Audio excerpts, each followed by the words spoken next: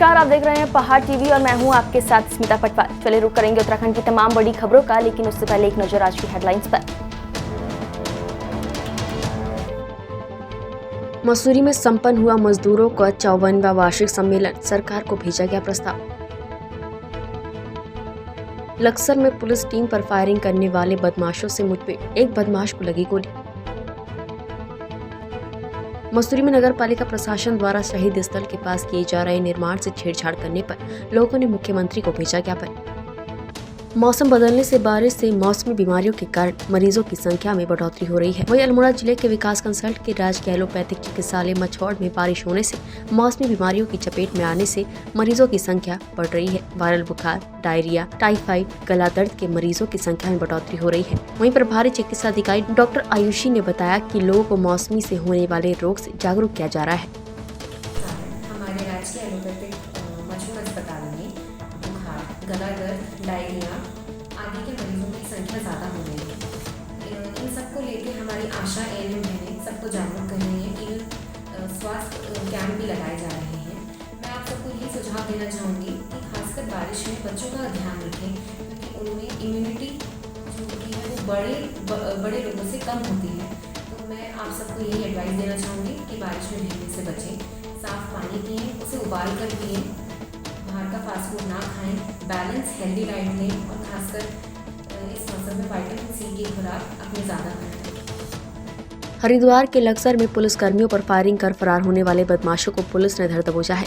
बुधवार देर रूट की लक्सर हाईवे पर 3 बदमाशों से हुई पुलिस की मुठभेड़ में पुलिस ने 2 बदमाशों को पकड़ लिया, जबकि एक बदमाश भागने में कामयाब रहा। पकड़े गए 2 में से एक बदमाश के पैर में गोली लगने से वो घायल हो गया, जिसे रुड़की के अस्पताल में भर्ती कराया गया है। पकड़े गए दोनों बदमाश यूपी के मुजफ्फरनगर के बताए जा रहे हैं। फरार हुए तीसरे बदमाश की तलाश में भी पुलिस जुटी हुई है। आपको बता दें कि रविवार देर शाम को 3 बदमाश लक्सर में 2 पुलिस कर्मियों पर गोली चलाकर फरार हो गए थे। ये बदमाश लक्सर में एक लूट की वारदात को अंजाम देने पहुंचे थे।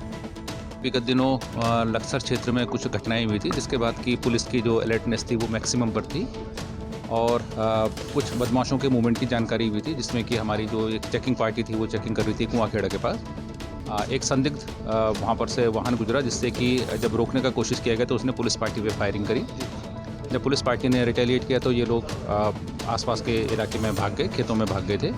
तो और ज़्यादा फिर पुलिस को बुला के उनको कॉर्नर किया गया और जो उसके बाद जो मुठभेड़ हुई है उसमें एक बदमाश के पैर पे गोली लगी है, जिसको कि यहाँ हॉस्पिटल में लाया गया है। दूसरा बदमाश पकड़ लिया गया है और इनसे पूछताछ की जा रही है कि यहाँ क्यों आए थे और क्या कर रहे थे। सर कौन लोग थे, क्या नाम है, कितने लोग थे? हाँ, अभी इनकी पूछताछ चल रही है, जल्दी आपको हम पूरा डिटेल सर, कोई फिरौती वगैरह का कोई मामला इस तरीके का सामने आया है? जैसा कि मैंने कहा कि अभी इस घटना को हुए केवल 1 आध घंटा ही हुआ है। अभी हम पूरी इसमें पूछताछ कर रहे हैं और जैसी चीज़ें डेवलप होंगी फिर आपको बता। लक्सर पुलिस साथ हुई ना? हाँ, इसमें लक्सर पुलिस से बाद में इसमें और थानों की पुलिस भी सम्मिलित होगी। उप जिला चिकित्सालय विकासनगर में हुई बुजुर्ग की मौत के मामले को लेकर अस्पताल चिकित्सकों पर लापरवाही का आरोप लगाते हुए पीड़ित परिवार ने स्थानीय जनप्रतिनिधियों के साथ एसडीएम विकासनगर से वार्ता कर उन्हें अपनी शिकायत दर्ज कराई। दरअसल एसडीएम को शिकायत दर्ज कराने पहुंचे पीड़ित युवक और स्थानीय जनप्रतिनिधियों ने बताया कि बीते 2 दिन पहले देर शाम जीवनगढ़ गाँव निवासी एक बुजुर्ग की तबीयत बिगड़ने पर उनके परिजन उप जिला चिकित्सालय पहुंचे। आरोप है कि वहाँ मौजूद रात की ड्यूटी पर तैनात चिकित्सकों ने उन्हें बिना देखे ही भर्ती करने से मना कर दिया। स्थानीय जनप्रतिनिधियों के हस्तक्षेप के बाद ही बुजुर्ग को अस्पताल में भर्ती कराया गया, जहां सही से उपचार न मिलने के चलते बुजुर्ग ने अगले दिन ही दम तोड़ दिया। एसडीएम को शिकायत करने पहुंचे लोगों ने यहां तक आरोप लगाया कि अस्पताल में रात की ड्यूटी में तैनात चिकित्सक और अन्य कर्मी शराब के नशे में होते हैं और अक्सर तीमारदारों से बदतमीजी कर मरीज का उपचार न कर केवल रेफर ही कर देते हैं, जिससे मरीजों के जीवन से खिलवाड़ भी होता है। 9 बजे के आसपास हम परसों सरकारी हॉस्पिटल में गए। उसके बाद जो है हम कार में थे, डॉक्टर आए। डॉक्टर ने कहा कि इसका सिटी स्कैन करो। हमारा मरीज बीमार था, पेट में दर्द हो रहा था, मतलब सांस लेने में दिक्कत थी। तो वो शराब में फुल थे, मुझे शराब पी रखी थी उन्होंने और ये कह रहे कि भाई इसका सिटी स्कैन कराओ। अगर उन्होंने शराब ये कह रहे कि सिटी स्कैन कराओ, पहले उसे चेक तो करो आप, उसके अंदर मरीज की दिक्कत क्या है। अगर उसको सांस की प्रॉब्लम है और डॉक्टर ये कह रहे हैं कि इसका सिटी स्कैन कराओ, तो हम किस चीज़ का सिटी स्कैन करें। और जो है हमारे साथ उन्होंने बदतमीजी की और फिर हमने जो है हमने मरीज को भर्ती नहीं कर रहे थे वो, तो हमने अपने प्रधान जी को बुलाया, जमाल प्रधान जी हमारे को, तो वो आए, उनकी उस पर उन्होंने भर्ती किया। फिर उसके बाद जो है उन्होंने डकराने के साथ कुछ आदमी ऐसे थे जो है मरीज को भर्ती नहीं कर रहे थे डॉक्टर, उनके साथ भी ऐसी बदतमीजी की उन्होंने। मतलब सरकारी हॉस्पिटल में सुविधा अगर नहीं है तो आप इसे बंद कर दीजिए, कोई मरीज अगर आएगा से लेकर सरकारी हॉस्पिटल में और उसे वो आगे रेफर करेंगे तो सरकारी हॉस्पिटल तो किस नाम का है? किसी भी तरह से मुझे ऐसा लगता है कि एक आम जो गरीब इंसान है वो जब बीमार पड़ता है या किसी इमरजेंसी में वो हॉस्पिटल आता है तो सबसे पहले उसको याद आता है सरकारी हॉस्पिटल, क्योंकि एकमात्र गरीब इंसानों के लिए क्या है? सरकारी हॉस्पिटल। यदि जब सरकारी हॉस्पिटल में वो पहुंचते हैं और पहुंचने के बाद उनको ये कहा जाता है, एक पर्चे में लिख दिया जाता है रेफर, कोई किसी भी तरह का कोई उनसे कोई बात किसी भी तरह से नहीं होता और डायरेक्ट उनसे कहा जाता है कि आप इसको कहीं और लेके जाएं। तो मेरा उन सभी सरकारी हॉस्पिटलों से उनकी व्यवस्था पे क्वेश्चन मार्क है कि जब आपके पास किसी एक इमरजेंसी के लिए कोई व्यवस्था नहीं है तो आप उस सरकारी हॉस्पिटल को खोल के क्यों बैठे हो। यही बात हम आज एसडीएम साहब के संज्ञान में हमने सामने उनकी रखी है और एसडीएम साहब ने भी कहा है कि इनमें जल्द से जल्द हम इनके ऊपर कार्रवाई करेंगे। जितने भी सरकारी जो मुलाजिम बैठे हैं हर तरह से वो शराब पी के नाइट में कोई भी अगर वहाँ पर पहुँचता है हॉस्पिटल में, सभी लोग शराब पी के बिल्कुल सेट रहते हैं। बिल्कुल उनको ये नहीं पता, वो अपने पैरों पे नहीं खड़े हो पाते हैं कि इतना शराब वो पी के बैठे रहते हैं। तो हमारा सरकार से भी आग्रह है और यहाँ पर उन लोगों से भी आग्रह है जो लोग जो आते हैं यहाँ पर किसी भी तरह को उनको सुविधा नहीं मिल रही है। अभी एसडीएम साहब से मिले हैं, एसडीएम साहब ने हमें बहुत सारी एक बात रखी है कि किसी भी तरह से हम उनको बख्शेंगे नहीं और उन पर कार्रवाई हम जल्द से जल्द करेंगे। ज्योतिष पीठ के शंकराचार्य स्वामी अभी मुक्तेश्वरानंद के पट्टाभिषेक पर रोक लगाने के बाद मामले में विवाद जारी है। हरिद्वार के कनखल से शंकराचार्य मठ में शंकराचार्य के प्रवक्ता स्वामी सुबोधानंद ने प्रेस कॉन्फ्रेंस कर अखाड़ा परिषद के दावों को गलत ठहराया। सुबोधानंद ने कहा कि स्वामी अभी मुक्तेश्वरानंद को नियमों के अनुसार शंकराचार्य बनाया गया है, वो पूरी तरह योग्य है और सभी मानकों को पूरा करते हैं, जबकि अखाड़ा परिषद को शंकराचार्य बनाने की प्रक्रिया में हस्तक्षेप नहीं करना चाहिए। शंकराचार्य की नियुक्ति अखाड़ा परिषद का काम नहीं है। अब बता दें कि अखाड़ा परिषद के अध्यक्ष महेंद्र रविंद्रपुरी ने ज्योतिष पीठ पर गिरी नाम के संत को शंकराचार्य बनाए जाने की मांग की है। ये उसमें लिखा है वेद वेदांगादि विशारदा, वेद और वेद के जो अंगों का विशारद हो उसी को शंकराचार्य बनाया जाए। स्वामी अभिमुक्तेश्वरानंद सरस्वती जी महाराज बाल ब्रह्मचारी हैं, पढ़े लिखे हैं और महाराज जी हमारे गुरु जी के द्वारा वेदांत उपनिषद और व्याकरण न्याय इनका सबको खूब उनको अध्ययन कराया गया है।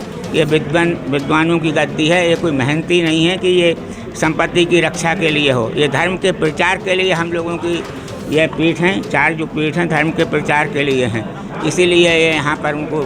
जनपद उधम सिंह नगर के कुंडा थाना क्षेत्र के भरतपुर में ज्येष्ठ ब्लॉक प्रमुख गुरताज भुल्लर के घर उत्तर प्रदेश पुलिस द्वारा दबिश के दौरान उनकी पत्नी गुरप्रीत कौर की गोली लगने से मौत हो गई थी, जिसके बाद से क्षेत्र में भारी रोष है और उत्तर प्रदेश पुलिस के खिलाफ कार्यवाही की मांग की जा रही है। वहीं कल क्षेत्र के लोगों ने भारतीय किसान यूनियन के बैनर तले सुभाष चौक पहुंचकर कैंडल मार्च निकालकर गुरप्रीत कौर को श्रद्धांजलि दी। वहीं किसान यूनियन के ब्लॉक अध्यक्ष अमनदीप सिंह का कहना था कि जिस तरीके से घर में घुसकर गोली चलाई गई और उनकी पत्नी की मौत हो गई, जिसके कारण पूरे क्षेत्र में और जसपुर में डर का माहौल है।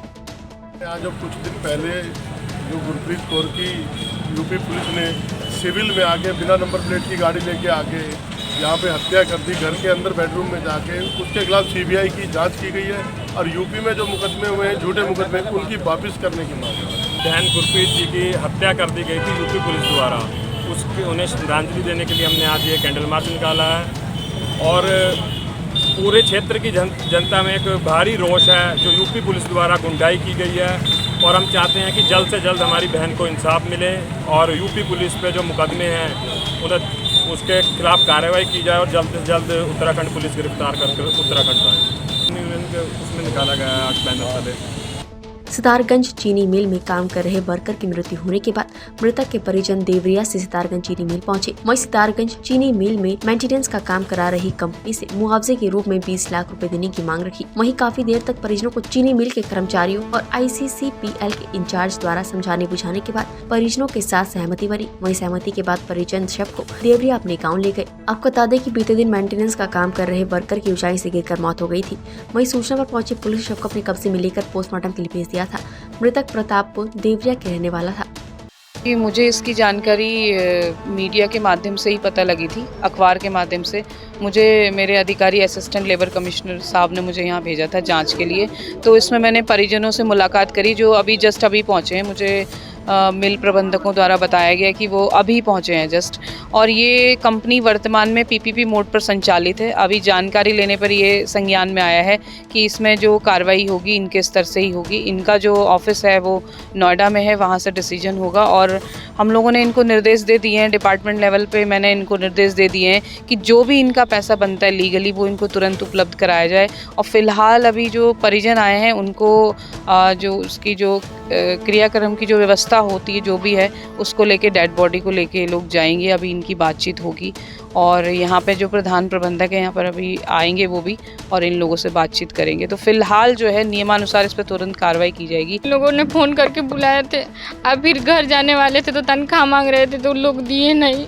हमारे घर कोई कमाने वाला नहीं है, बस मैं एक मेरा छोटा भाई है, अभी हम 2 बहन हैं। कोई नहीं था, एक बड़ा भाई था तो वो गुजर गया, उसकी ये वाइफ है।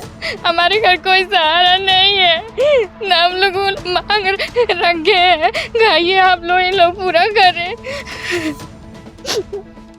गरीब है, आप लोग कुछ भी करके वो करिए, हम लोग का गुजारा हो जाए। से मांगे हैं 20 लाख रुपये, 20 लाख मांगे थे। नौकरी के देने के लिए कह रहे थे तो हम लोग कहेंगे नौकरी नहीं चाहिए। ऑफिस में बड़े ऑफिस से नहीं बात हुई, आगे यहीं चौराहे पर बात कर रहे थे और या ऑफिस में वो घुसा कर तब बात किए थे। मसूरी में उत्तराखंड पर्यटन और तीर्थाटन संरक्षण समिति और उत्तराखंड राज्य आंदोलनकारी मंच द्वारा मसूरी के शहीद स्थल पर शहीद स्थल झूला घर मसूरी के पास हो रहे अवैध निर्माण और शहीद स्थल की गरिमा से छेड़छाड़ करने को लेकर बैठक आयोजित की गई। वहीं नगर पालिका प्रशासन के खिलाफ आक्रोश व्यक्त किया गया। इस मौके पर एसडीएम मसूरी के माध्यम से प्रदेश के मुख्यमंत्री पुष्कर सिंह धामी को ज्ञापन भेजा गया, जिसमें नगर पालिका परिषद मसूरी ने शहीद स्थल झूला घर मसूरी में पालिका प्रशासन द्वारा अवैध निर्माण कर 2 मंजिला भवन का निर्माण कराया गया। वहीं अवैध निर्माण के ऊपर 3री मंजिल का भी निर्माण कराने की तैयारी की जा रही है, जो अवैध है। कि जो शहीद स्थल है उसको खुला होना चाहिए, ये ना हो कि वो बंद हो। यहाँ पे पर्यटक आते हैं, उन्हें पता लगना चाहिए जिनकी बदौलत आज उत्तराखंड बना है, उत्तराखंड हमें मिला है, उन शहीदों के बदौलत उन्हें नमन करते हैं कि उन्होंने पूरे उत्तराखंड को अपना बलिदान देके तब जाके ये बना है। तो उनका अपमान किसी भी तरीके का कि उनके ऊपर कोई छत कोई वो डाल दी जाए, फिर उसके ऊपर आदमी घूमते रहें, जैसे कि मेरा कहने का मतलब जैसे मंदिर है, ये हमारे पितृ हैं, जैसे हमारा मंदिर है, मंदिर के ऊपर अगर आप एक लिंटर डाल दें और मंदिर नीचे मंदिर हो और ऊपर आप घूम रहे हो उसके ऊपर, तो वो भी एक जिस आस्था के लिए आप जाते हैं उसका एक अपमान होता है। तो वही हमारा ये कहना है, इसमें नहीं होना चाहिए। दूसरी बात मेरा ये कहना है, मैं भी देख रहा हूँ कि अगर ये ट्रॉली के बगल में जो बन रहा है, यहाँ पे पहले हवा घर होता था, जहाँ पर लोग वेटिंग करते थे, पर्यटक आता था, बैठता था, देहरादून का बहुत अच्छा व्यू बनता था। ये किस तरीके से नगर पालिका मसूरी ने इसको प्रस्तावित किया, कैसे ये बनाया और किसको ये अब जाएगा, ये किस्म से अगर ये लीज पे जाएगा या किसी अन्य को जाएगा तब तो ये बहुत बुरी बात है। लेकिन वर्तमान में नगर पालिका ने समझ में नहीं आया कि कैसे नक्शा पास कराया। एक बहुत बड़ा अनादिकाल का बांझ का राष्ट्रीय पेड़, कब वो सुखा गया, वो पेड़ काट दिया गया है। उसके बाद इन्होंने वहाँ पर अब टूरिस्ट कहाँ रहेगा, इतनी मसूरी में आप जानते हैं कि लगातार बारिश बरसात है, अब यहाँ पर पर्यटक कहाँ रहेगा। जो टूरिस्ट का जिसका आप 180 रुपये टिकट ले रहे हैं, वो पैसा देने के बाद वो कहाँ खड़ा होगा, क्योंकि अंदर ये रेस्टोरेंट बना रहे हैं और ज़रूरी नहीं है कि किसको दे रहे हैं नगर पालिका। और एक नहीं 3 मंजिल कर दिया, ये 1 मंजिल इन्होंने पहाड़ काटा। मसूरी में पहाड़ काटना बिल्कुल वर्जित है, आप जांच कर लो। भयंकर पहाड़ों की काटने की मशीनें चली यहाँ पर, इससे हमारा शहीद स्थल पूरा हिल गया। और उत्तराखंड में आप देखेंगे सिर्फ एकमात्र असली शहीद स्थल जिसे कहते हैं पितृकूड़ा, हमारी पहाड़ भाषा में पितृकूड़ा, क्योंकि यहीं पर गोलियां लगी हैं हमारे लोगों को और वही मूर्ति स्थल हिल गया है।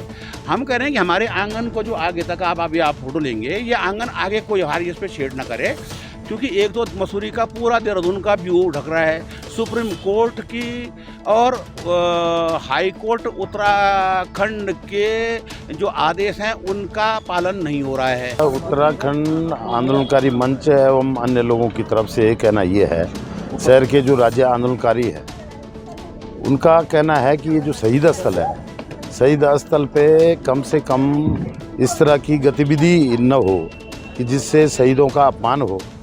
अब यहाँ पर नगर पालिका द्वारा ये जो निर्माण किया जा रहा है, इससे तो ये प्रतीत हो रहा है कि शहीदों को पीछे धकेल करके और अन्य गतिविधियों में शहीद स्थल को यूज किया जा रहा है। हमारा कहना ये है कि शहीद स्थल का निर्माण हो, उसमें शहीदों को श्रद्धांजलि देने के लिए जो स्थान है वो कम पड़ रहा है। और ये पूरे प्रदेश का आंदोलन जो है मसूरी से शुरू हुआ था। मसूरी एक ऐसी नगरी है जहाँ से आंदोलनकारियों ने एक अलग जगाई और उत्तराखंड राज्य का निर्माण हुआ। तीर्थ नगरी ऋषिकेश से सटे स्वर्ग आश्रम स्थित गंगा लाइन में 2 साधुओं की आपसी मारपीट में एक साधु ने दूसरे साधु की फावड़ा मारकर हत्या कर दी। पुलिस ने साधु के शव को कब्जे में ले लिया है। बताया जा रहा है कि स्वर्ग आश्रम के गंगा लाइन स्थित कुटिया नंबर 13 में रह रहे साधु रामानंद सरस्वती की कुटिया नंबर 15 के साधु हरभजन दास से किसी बात को लेकर विवाद हो गया, जिससे दोनों में मारपीट हो गई, जिसमें साधु रामानंद सरस्वती के सर में फावड़ा लगने से मौत हो गई। पुलिस शव को कब्जे में ले लिया है। वहीं पुलिस ने साधु हरभजन दास को मौके से गिरफ्तार किया है। 11 बजे के आसपास सूचना मिली थी कि 2 साधुओं का आपस में झगड़ा हुआ है और संबंधित लड़ाई झगड़े में एक की जान चली गई, की मृत्यु हो गई। सूचना पे हम तत्काल मौके पे पहुंचे थे और पाया कि जो मृतक हैं वो दयानंद सरस्वती, जो कि उस कुटिया नंबर 13 में रह रहे थे रामझूला मार्ग पर, और पिछले 2 वर्ष से यहाँ पर रह रहे थे। और जो वहाँ पर जितने भी एक फावड़ा था वो लकड़ी में सना हुआ था और हमारे द्वारा अपनी टीम के द्वारा मृतक का पंचायतनामा भरा गया है। जो मौके पर सामान था उन चीज़ों को अपने कब्जे में लिया गया है। एफएसएल की टीम को मौके पर बुलाया गया था। साक्ष्य संग्रहण की कार्रवाई की गई। उनके भाई जो परितोष हैं, उनके मृतक के भाई प्रत्युष ने जो है थाने पर एफआईआर लिखा है कि इसमें जो है ये हत्या जो है उनके पड़ोसी जो पड़ोस में रहते हैं हरभजन दास शाह, हत्या नंबर 101 में रहते हैं, उनके द्वारा ये हत्या की गई है। हमने जो उनकी जो हत्यारे हैं हरभजन शाह, उनको जो है गिरफ्तार किया है। पूछताछ पर ये पता लगा कि जो उनकी आपस में जो बाउंड्री है वहाँ पर एक तारबाड़ थी। तारबाड़ के पास वो दूसरा पक्ष काम करा रहा था और जिसमें वो तारबाड़ टूट गई थी और इस बात पर विवाद बढ़ा और जिसमें उन्होंने हरभजन दास शाह ने पास पड़े फावड़े से दयानंद सरस्वती के सिर पर वार किया, जिससे उनकी मृत्यु हुई। उत्तराखंड की तमाम बड़ी खबरों में फिलहाल इतना ही। बाकी खबरों के लिए देखते रहिए पहाड़ टीवी। नमस्कार।